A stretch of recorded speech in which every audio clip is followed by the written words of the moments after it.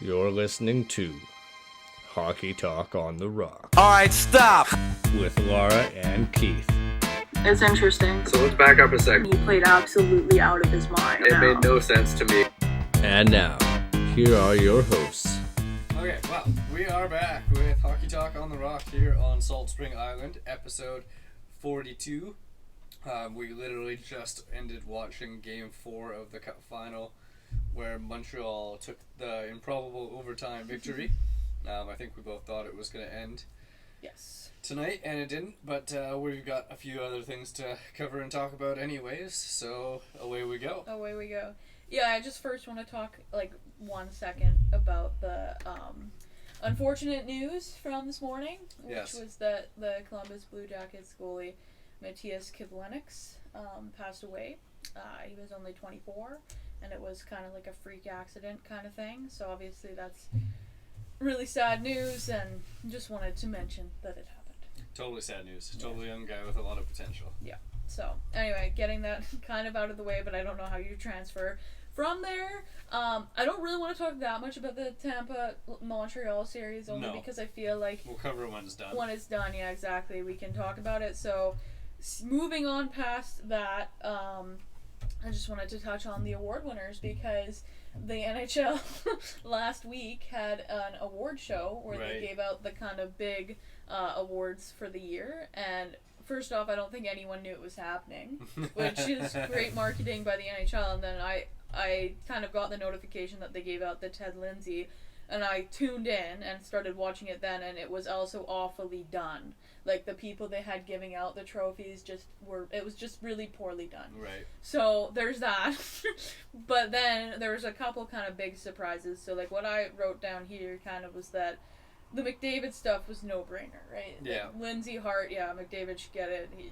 It was an unreal season, so that makes sense. The other two were interesting. So starting off with Fleury got the Vezina for best goalie in the NHL, and you were surprised by it. I was somewhat surprised, but not totally shocked, because to me it felt kind of similar to when Drew Doughty got the Norris, where it was like, this is the year we're gonna give it to him because, not necessarily in Doughty's case, but he hadn't won it yet, and he's getting older and he had a really good season. Right. Whereas the funny thing, I think, is that if you look at the first All-Star team, it's Vasilevsky that's playing goal. So, it probably should have been Vasilevsky, but they gave it to Fleury. So I agree. Yeah, I think Vasilevsky's, bar none, the top goalie in the league, even though he's on a good team. Fleury's on a good team too. Yeah. So I mean, yeah, good for Fleury. Just rolling back to the Hart Trophy. Yeah. The second ever unanimous. Hart Trophy winner. Happened only once before, being Wayne Gretzky. So. Not surprising, but still kind of a noteworthy big deal. It's a big deal, and again, that season that McDavid had was nothing we've ever seen before, really, since Gretzky. Yeah. So for me, as a hockey fan, from the late 90s, early 2000s, kind of when I started getting into it, it's something that I haven't seen before, so it was interesting to watch. It's too bad he plays for the Oilers. That's my pretty much my talk about him. But yeah, and then the other one, which both of us I think were completely shocked about, was Adam Fox winning the Norris Trophy. And for me, it's the shock that he won it over Hedman, but then also that Hedman came third. Mm-hmm. So it's the two parts to that. And Fox had a great season. I just find it really inconsistent with NHL awards. Why does it matter? For the Hart, when a player is on a team that doesn't make the playoffs, it's a big, counter argument to voting for that player for the Hart. But for the Norris, it doesn't matter, evidently. Right. And I understand, again, I would assume with the Vezina, I don't know this for sure, that no goalie's ever won who was on a non-playoff team. No? I don't think so, but I don't know. It would make sense, because if you have a good goalie, you should be in the playoffs. Yeah, and you should have, probably a winning record if you're gonna get the Vezina. Yeah, I mean, the Hart Trophy thing is, defined as most valuable to your team, so getting to the playoffs means you're pretty valuable if you have a big role in that, but the defense is just best defense kind of thing. It's not so much about how the team does in the season, the way I read it as a definition, I guess. Yeah. But yeah, I thought Fox was the best defense in the year, and I think they put a lot too much factors into like the point totals. Yep. They've been doing it for a long time with defense too, but like I think Hedman's the best defense in the league, and maybe they just didn't want to give a bunch of individual awards to Tampa while they're like, you know, potentially winning back-to-back cups, or Yep. like, which I don't know why not. Like they obviously deserve it. I find this with the NHL that they always overthink awards, and like going back a few years again, going into this whole playoff, non-playoff conversation, when McDavid and Hall, like when Hall won the MVP and McDavid was up for it, and basically the argument against McDavid was, oh, the Oilers didn't make the playoffs. But you see, in that instance, like, I don't know how you can't pick McDavid that season as being more valuable to his team than Hall, even though Hall like dragged his team into the playoffs. But it's interesting. I do get it, but I think that the NHL wants to be like, oh, look, we have all these different award winners, almost like we don't want to keep giving it to necessarily the same guys. Yeah, and so we're gonna I think with that overthink though, it. like on that New Jersey team, wasn't Hall like 30 or 40 points he was. above the next guy But too? Like, also that year McKinnon was as well, and then the whole argument with him was that he had Rantanen as well. right. So like it was there was two that kind of had the same story, and then McDavid. But anyway, I understand what you're saying, but I just find it interesting that the NHL kind of does this, and You gotta give them a bit of credit. They did have a 20-year span where only like 3 people won it. Or yeah, whatever. it's true. It's true. They've switched it up a lot, and with Fox, the thing that I found kind of, I guess, annoying about him winning it is like he was a player that got a lot of points in a few games, and he was good the rest of the year, but he really like padded his stats in like 3 games. Yeah. And it's like, okay, was he really the best defenseman? No, I don't think anyone thinks he was, except evidently the people that voted for the Norris. But I do think it's time that the NHL implements, you know, another award for D. I think there should be an offensive defenseman award, a defensive defenseman award, or an all-around defenseman award, whatever you want to call it. But you can't just keep giving it to these guys who can produce lots of points but can't necessarily play defense. Yeah, I agree. Anyway, I think that's it for award winners. Okay. I do have a little bit of Canucks talk, which I, kind of inserted into here because we haven't talked about the Canucks in a while, and Sure. I'm itching to get back into that. So there's been rumors out there that Nate Schmidt is on the trade block, or he's asked. Unhappy or yeah. whatever. And I kind of have my doubts about it because I feel like there's no like credible source to any of these rumors. It's just people thinking that he wants out. But because of this rumor, there's been lots of, trade proposals and people talking about it, and one of them was Schmidt to the Flyers for Lindholm. Oh yeah. And I thought that was interesting for both teams. Lindblom, sorry, right. yeah. But yeah, that was one of the ones because like they kind of said they would have preferred like Scott Laughton, the Canucks, obviously, but there's probably no way Laughton's leaving Philly after signing that big contract. So I thought that was interesting. I threw it out to you.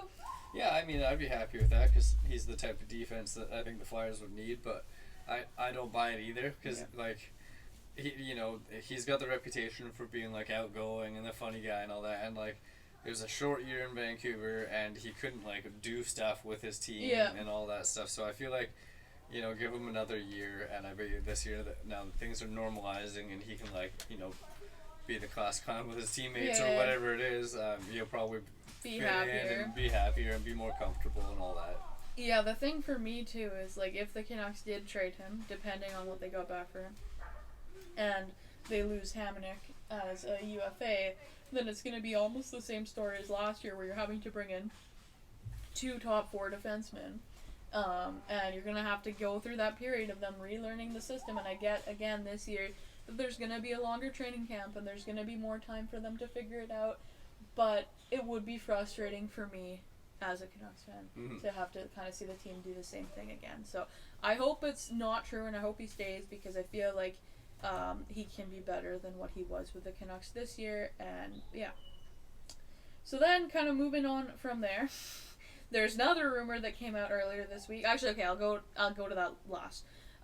So the whole talk that Benning had at the end of the Canucks season was that they were going to explore, trades and buyout options. And if you had to predict one contract now that the Canucks will try and buy out on the team.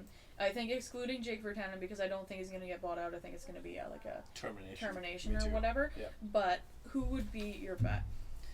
For a buyout? Yeah. I mean, like, I don't want to see him do it really because it just pushes money back. Yeah. But, like, I think it would be Eriksson would be the smart one because the other ones don't seem like they give you that much back for the cost of pushing it over 2 years. You know, like I feel like you could bury a Roussel and Beagle in the minors, and it would still save you $2 million this year and nothing next year. You know. Yeah, and like for me as well, the thing that kind of I guess brought up this conversation is because Beagle's now saying that he's going to be ready for training camp, and there was a lot of talk before that maybe he was done, and that they would essentially get that money because of the LTIR stuff.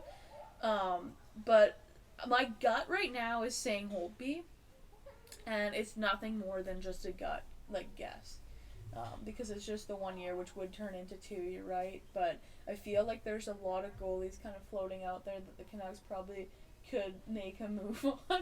Yeah. And that would be better suited than he was for Vancouver's system. But again, kind of going back to the Schmidt thing, if Holtby stays, I doubt he's as bad as he was this year for the Canucks. I think me he too. probably bounces back a bit. So, anyway, moving on from that, there was a lot of rumors this week about the Canucks, and then it kind of thankfully went away because it broke that both Chicago and Duncan Keith kind of want to move on in separate ways. Yeah. He said, or they released that he wanted to go either to the Pacific Northwest, so Seattle, or Western Canada. And right away, I'm like, I cannot handle Duncan Keith on the Canucks. For me, that would be like very, very hard. There are very few players left on like Boston and Chicago that I despise, but Duncan Keith is one of them. Yep. And I just couldn't do it. And then it broke. He was like, no, he only wants to go, and this is the thing that also got me fired up, to either Seattle or Edmonton. And the reason being because he wants to go to somewhere that can win within 2 years. And I'm like, you don't even know the team Seattle has yet. You're just banking that they're going to be able to pull something off like Vegas. Right. And then Edmonton, like, I don't know. If I'm a free agent, I guess McDavid, like, is pretty, like, enticing to play with. But I don't know if I totally believe what they're selling. Mm-hmm. But anyway, I was happy to hear Vancouver's out of it. And there's lots of rumors, and we'll go into the next. It kind of flows together. But there's lots of rumors out there that Edmonton is being asked to give up Caleb Jones, who's Seth Jones' brother, in any deal for Keith. And they don't want to retain much salary from Keith, so it'll be interesting to see.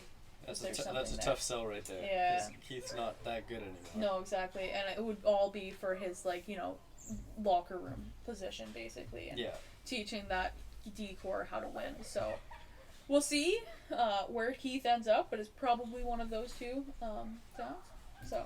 Yeah, I mean, I heard that Seattle was working pretty hard about it too because they like the idea of bringing him in as like their first captain, like an England type thing. Even though he's not like from there, but we'll see. I mean, I'm not disappointed to hear he's going to a Canucks rival because I think the next 2 seasons he's not going to get better. Yeah, and also like kind of tying into that, I feel like if he does go to Seattle, it would be kind of fun as a Canucks fan because it would be like an instant dislike for that team. Yeah. Like for me, it wouldn't be hard to get on board with it. Yeah. And I've said it for a while now. I don't really feel like there aren't that many teams left that I like hate, and I miss hating teams. Yeah. It would be nice for the Canucks to have a really big rival other than like Calgary and Edmonton, but yeah.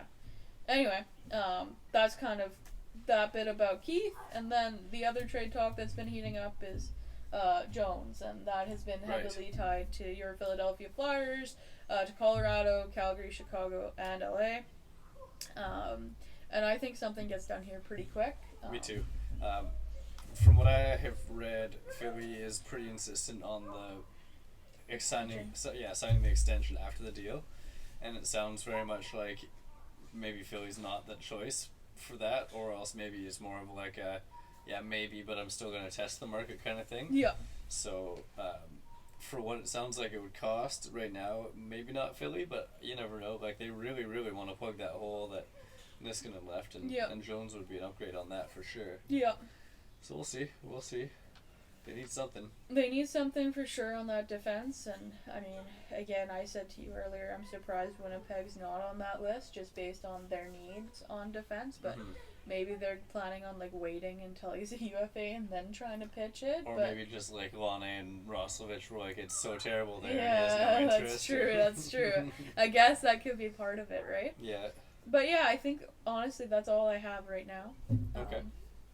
I didn't have much. I mean, I just wanted to touch on the Coyotes, the final carousel coaching spot that didn't give us either points because we both picked Tortorella and they went with, it's Andre, right? Yeah. Andre Tourigny or Yeah, Tourigny? Chorny or something. Tourigny. Yeah. Yeah. He was like the World Junior coach for the last couple of years for Canada, and you know, one of those guys that has been kind of like talked about when's he gonna get his first gig, and I guess Arizona's cheap and that fits their mold. Yep, and Arizona is rumored to be trying to get rid of Kessel's contract now. They got to do something because that team shouldn't be so close to the cap, but they are, and it'll be very interesting again to see what goes down in the desert because they're always a fascinating story, if nothing else. If nothing else, yeah, I think they're going to be pretty active here come into the playoffs. Yeah. But yeah, so I think we'll leave it at that, and then whenever this series wraps up, we'll do a recap of the finals and the playoffs and the year, and move into a little breakdown of everything, and then hopefully we can start doing mock drafts soon. Yeah. I'm waiting for those lists to come out, but I mean obviously they can't do it until the season's over. Yep. Blah blah blah. So, anyways, we'll be back again sometime soon in the future, and we'll be back doing episode 43 at that point. Woohoo! All right, thanks for listening.